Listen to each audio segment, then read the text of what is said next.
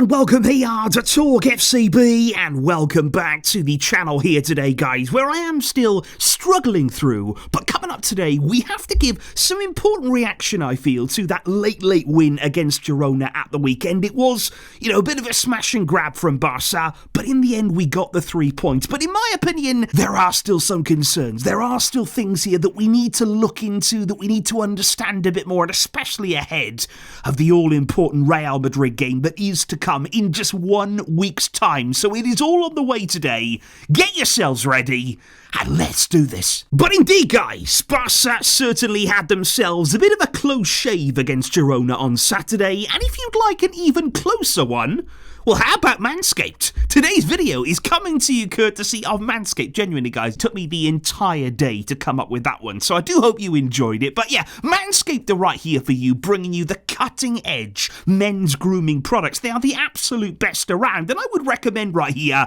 the Beard, Balls and Strays bundle. That's quite a tremendous title as well. With that, you've got the Beard Hedger, you've got the Lawnmower 5.0, and you have the Weed Whacker 2.0 as well. And what I would say about Manscaped and all of their products here in terms of that close shave, their skin-safe technology, it's about as reliable as Pedri. Now, that is the highest praise that you can imagine. It's so good there. Will definitely reduce all of those little nicks and cuts while shaving. So please, guys, if you would like to head over right now to Manscaped, pick up yourselves some fantastic products there. You can get 15% off your order simply by using the code TalkFCB at checkout.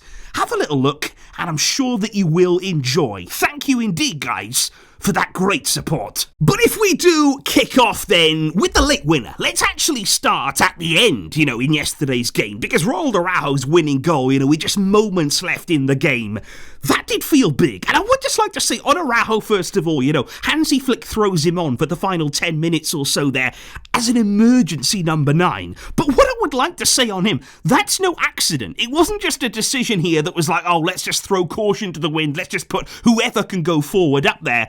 Araujo is actually very good in that area, and there's a good reason for that. He spent so much of his youth career playing as a number 9, as a centre forward, and you can actually see that in the way that he's really comfortable in the opposition penalty area. He actually makes some very good runs, and even his goal yesterday, he takes it very well. So that's an intriguing option, given that we have an unbelievable amount of injuries. Araujo there coming on, making an impact, and you know what I'm thinking about right now? What about Lamine Yamal just whipping crosses into Araujo, attacking them there in the opposition box?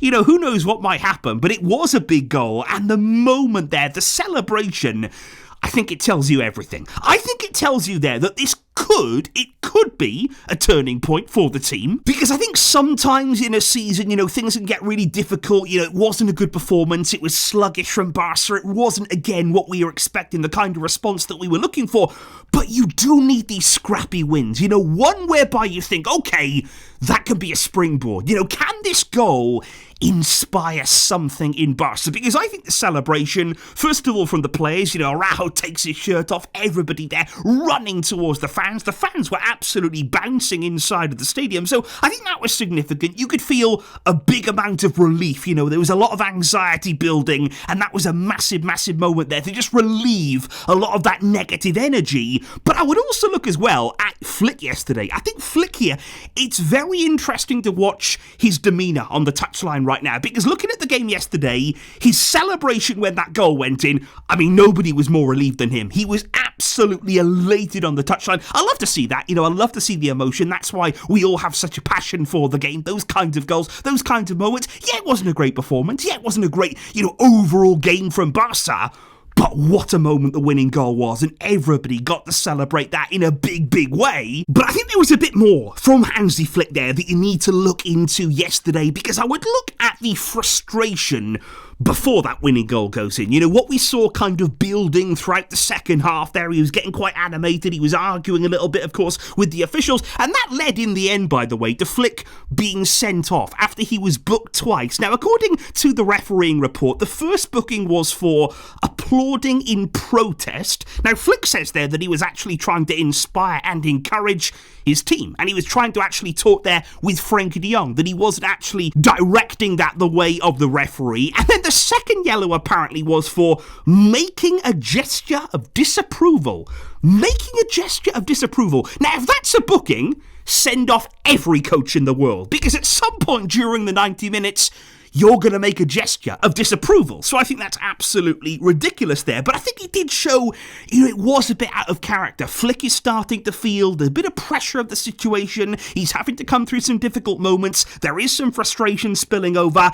And unfortunately now, it's really unfortunate for us, he's banned for the Clasico. This red card ultimately sees him suspended from the touchline against Real Madrid. And what really annoys me about these situations, the officials yesterday, they were dreadful. Absolutely everybody, I believe, could understand why Flick would be angry, why he would be protesting, why he would have some disapproval with the decisions. They were awful, as they often are in La Liga. Now, does anything happen to the ref? Does anything happen to the VAR team? Or is it only the coaching staff that's punished there? The players that are punished? Those mistakes, they are always looked at.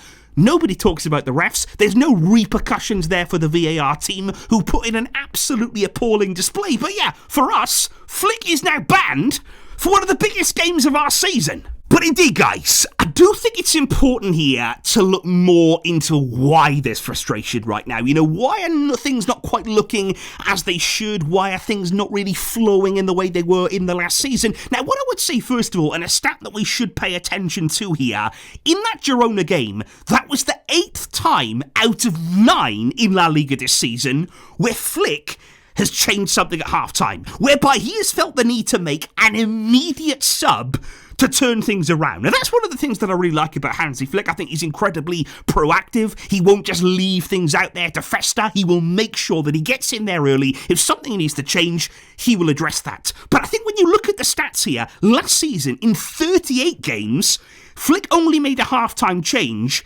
in 13 of them. Now, he's already done that in 8 out of 9 in this campaign. Now, what that tells me there is, it's great that he's making the change. It's great that he's willing to take on that responsibility, but he's not happy with what he's seeing. Every single game, pretty much, he's thinking something needs to change. Something has not worked out in the way that I hoped. And I think right now, there is a bit of panic inside of the club that ultimately we don't look like we did last season. This team, physically, mentally, tactically, they are not there. I mean, you look at yesterday's game against Girona, guys. Can I just say, Girona, they are 19th in La Liga. They are right towards the basement of this league. And they've only scored 6 goals all season. They only have 6 goals in this entire campaign.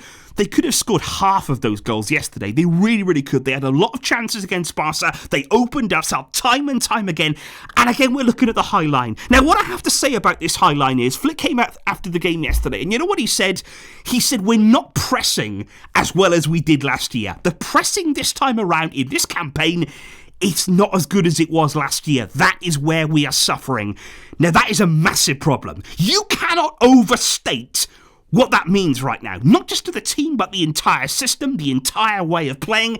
If you are not pressing adequately, sufficiently, and to your absolute maximum, it all falls down. And we keep saying this right now. And that is why I would say, even though we've won here against Girona, even though we've managed to get the 3 points, fundamentally, this team is still wrong. This team right now is not doing what is required for this style of play. And that's where the panic sets in, because a lot of people will say, well, we've got to abandon the high line. You can't keep playing like this. And in some ways, I agree, because teams are just playing through us. Teams even like Girona are finding it so easy to create chances and score goals against Barca. Sevilla hit 4 past us. Quite clearly, something is not working.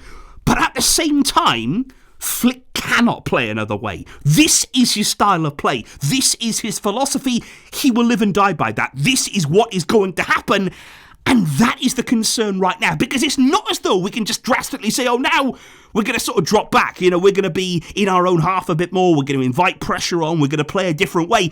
Flick is not going to do that. He is not going to take a step back, because even I would say, okay, maybe we don't completely abandon the high line. Maybe there's some sort of compromise to be made, because maybe you don't want to be so high up, because maybe you don't want to be on the halfway line. You could take maybe 2 or 3 steps back. Would it be that much of a crime? Would it be that much of a slight, really, on this style of play to just drop back a little bit? I'm not saying to abandon it. The high line doesn't have to be on the halfway line right now. Last season it was great, you know, when you're pressing like crazy, when all the players look motivated, locked in, when they look physically on top of their game.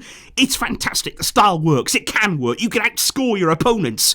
But right now, I think something has to give. You cannot keep just setting up this line on the halfway line, thinking about what Real Madrid could do to that. Now that worries me. That does concern me. That's the kind of thing that will keep you up at night, because they will find their way through. Barca right now are not pressing well enough. They are not doing enough off the ball for this style to work. And it's still not working. It is still not happening. The fundamentals have got to change. And guys, I need to know how you're feeling right now. When you look at the way the team is setting up, when you analyse that game against Girona there, when you look at the way they were able to play through us and get so many chances, and again, this high line being breached over and over again, what is your feeling right now? What are your thoughts on the style of play, what needs to change? And ahead of facing Real Madrid, and of course we've got the Champions League as well in midweek, what are your thoughts right now and your immediate feelings, guys? So please do let me know all of that in the comments down below. I appreciate you here tuning in, and I appreciate all of your patience with me as I am starting just about now to start feeling a bit better. I will catch you soon with more videos on the way, but until next time, as always, Veshka, El Barça.